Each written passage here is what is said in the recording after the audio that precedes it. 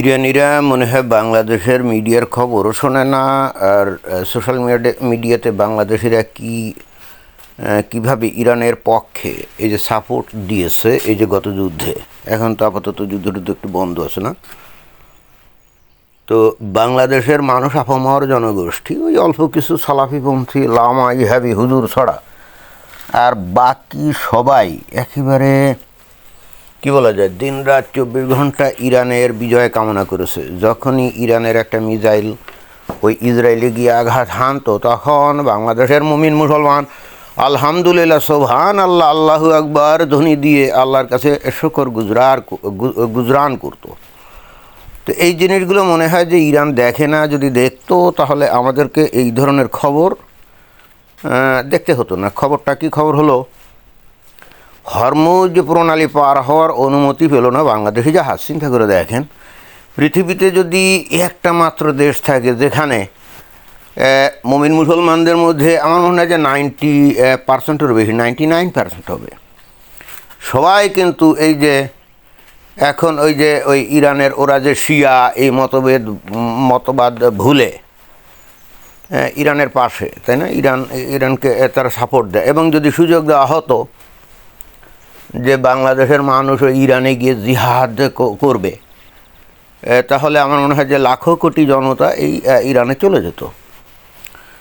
তো এই ধরনের একটা পরিস্থিতির পরে আমরা যদি এইরকম খবর শুনি যে হরমুজ প্রণালী দিয়ে বাংলাদেশের জাহাজ নাকি ইরান যেতে দেয়নি, তাহলে এখন চিন্তা করে দেখেন যে ইরানিরা কত বড় অকৃতজ্ঞ। বাংলাদেশের মানুষের উচিত না কোনো কায়দায় এই ইরানে অন্তত বাংলাদেশের মানুষের যে ইরানের প্রতি যে ভালোবাসা এইটা প্রদর্শন করা, এটা কি উচিত না? বাংলাদেশে তো এখন ওই যে ইরানের যে এমবাসি আছে তো এই এমবাসিতে কি ইরানের অ্যাম্বাসেডার আছে না, সেই সাথে আরও লোকজন আছে। তো তারা কি এই বাংলাদেশের আবাল বৃদ্ধ বনিতা কীভাবে ইরানের পাশে আছে, সমর্থন করে, আল্লাহর কাছে কত কান্নাকাটি করে এই ইরানের বিজয়ের জন্য। এবং একই সঙ্গে তারা ওই ইসরায়েল এবং আমেরিকাকে ধ্বংস করার জন্য আল্লাহর কাছে কত ফরিয়াদ করে। বাংলাদেশে অবস্থিত ইরানি এমবাসির লোকজন তো এগুলো দেখে তারা কি ইরানে রিপোর্ট করে না নাকি? যদি করতো তাহলে নিশ্চিতভাবেই আজকে বাংলাদেশের এই জাহাজ হরমুজ প্রণালী পার হতে পারলো না, এই খবর অন্তত আমাদের দেখতে হতো না। একই সঙ্গে ইরানে তো মনে হয় যে বাংলাদেশের এমবাসি আছে। তো যদি থাকে তাহলে সেখানে যে অ্যাম্বাসেডর নিয়োজিত আছে তার ওখানে কাম কি? তার ওইখানে কি ওই ইরানের যে সরকার আছে তার কাছে পৌঁছে দেওয়া না যে দেখো বাংলাদেশের সরকার যাই করুক বা তাদের মতামত যাই হোক, কিন্তু বাংলাদেশের জনগণ তো তোমাদের সাথে আছে। এবং খালি সাথে নাই, সুযোগ পেলে তোমাদের সাথে মিলে তারা জিহাদে যোগ দিয়ে এমনকি জীবন উৎসর্গ করে শহীদ হওয়ার উদগ্র কামনায় তারা ছটফট করছে।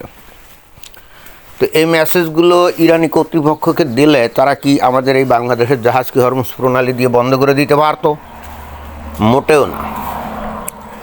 কিন্তু একটা জিনিস বললাম না, এখন না যুদ্ধ আপাতত বন্ধ এবং হরমুজ প্রণালী নাকি খুলেও দেওয়া হয়েছে। তো যদি সেটা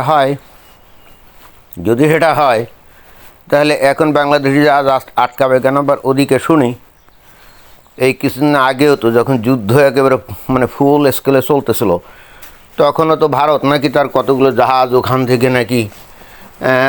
থেকে পার হয়ে চলে আসছে। তো ভারত তারা হলো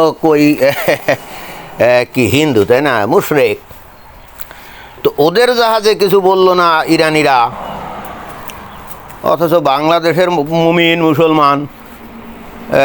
মুসলমান যারা নাকি ইরানের পাশে আছে তাদের জাহাজ আটকে দিল। এবং ভারতের জনগণ ইরানের পাশে আছে বলে তো মনে হয় না, কারণ ভারতের জনগণ তো ব্যাপকভাবে ইসরায়েলের সাপোর্টার। আমি দেখছি ইসরায়েলের জয় তারা সারাক্ষণ কামনা করে পাবলিক। আর কিছু বামপন্থী আছে যারা নাকি ওই যে ইরানের পক্ষে আছে, তো ওদের কথা এখন কে শোনে? ওই পরজীবী টাইপের এই বামপন্থী, ওদের তো এখন আর আগের মতো বেল নেই। ওদের কথা এখন আর কেউ শোনেও না, গায়ে মানেন না। আপনি মোড়লের মতো সাধারণ জনগণ তো ব্যাপকভাবে ইসরায়েলের প্রতি সহানুভূতিশীল এবং সেই সূত্রে আমেরিকার প্রতিও সহানুভূতিশীল। তো সেই ভারত তারা ওখান থেকে তাদের জাহাজ ঠিকই বের করে নিয়ে আসে, আর বাংলাদেশের মুমিন মুসলমান যারা সারাক্ষণ ইরানের জন্য কান্নাকাটি করে, আল্লাহর কাছে কত টাকাটাকি করে, তাই না? তাদের জাহাজ ইরান আটকে দেয়, এটা কি ইরান ঠিক কাজ করছে?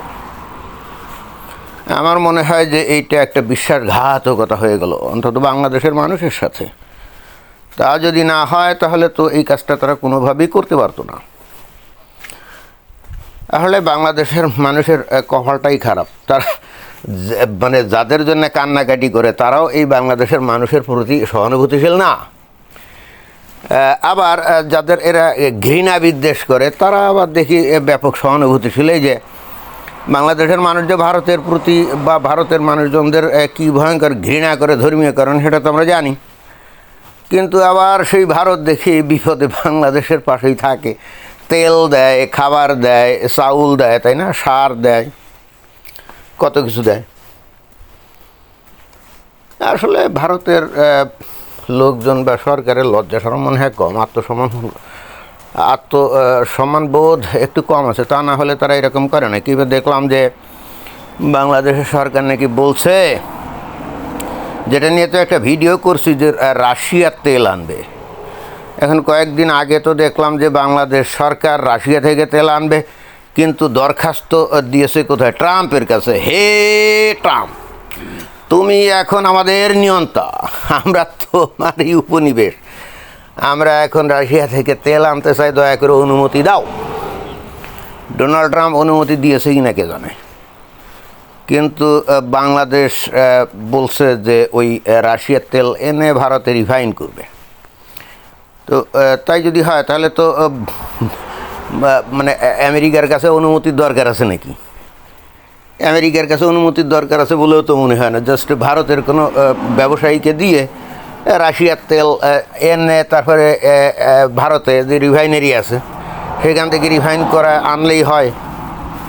বিষয়টা এরকম না। সেক্ষেত্রে তো আমেরিকা তো আর বাংলাদেশকে কিছু বলতে পারবে না। ভারতের লোকজন আনবে, এখানে তো আর আমেরিকা কোনো বাধা টাধা দিতে পারে না। অলরেডি তারা বলছিল না যে ভারত যে কোনো জায়গা থেকে তেল নিতে পারবে, কতদিন জানি সময় দিয়েছিল। সেই সময় কি এখন আছে নাকি নাই, মনে হয় শেষ হয়ে গেছে নাকি।